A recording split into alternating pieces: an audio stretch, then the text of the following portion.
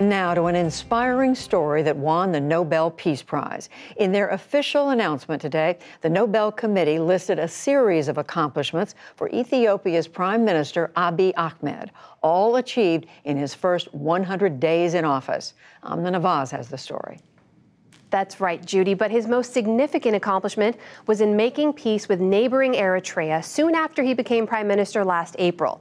The two countries had been at war for 2 decades in a bitter border conflict that drove hundreds of thousands of people into exile or internal displacement.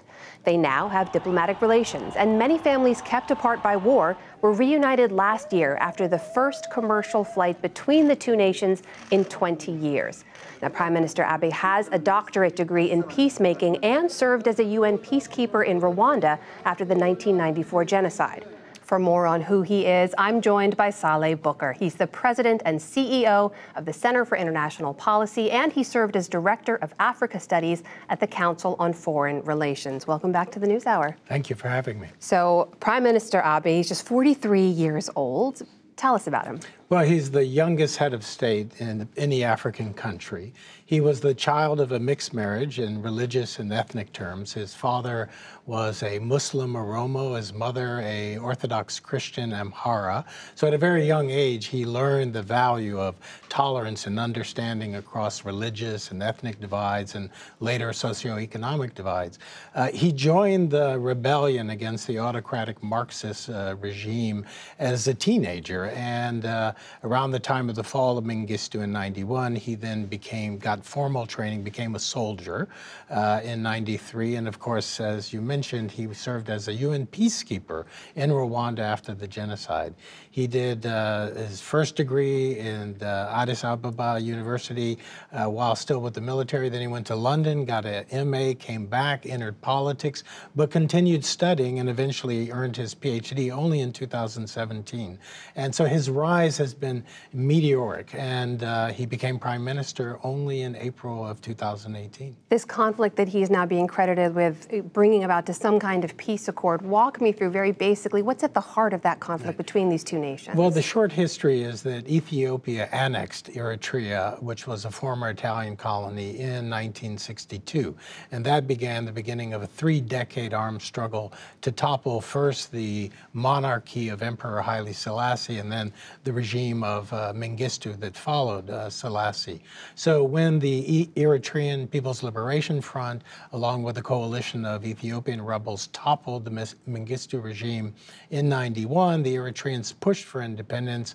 They had a referendum backed by the UN in '93, and the vast majority voted for independence. The country split, stayed on good terms, but 5 years later they were at war. And at the time, people said, well, this is a ridiculous war. It's the equivalent of two bald men fighting over a comb.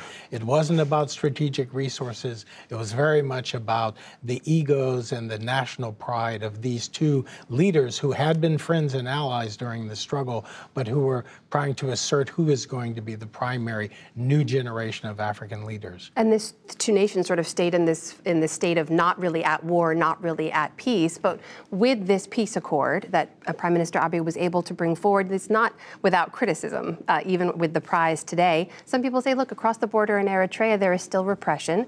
Does this peace prize come too early? What do you think? Well, I don't think it comes too early. I think it's deserved, and it's also aspirational, or to encourage the peace process.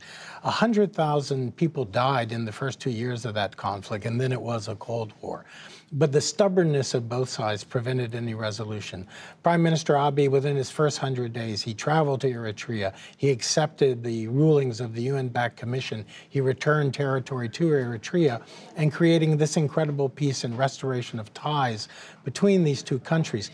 He cannot be held responsible for the internal reforms that need to happen in Eritrea. What he's done is removed the rationale for the Eritrean government to continue its repressive and restrictive rule.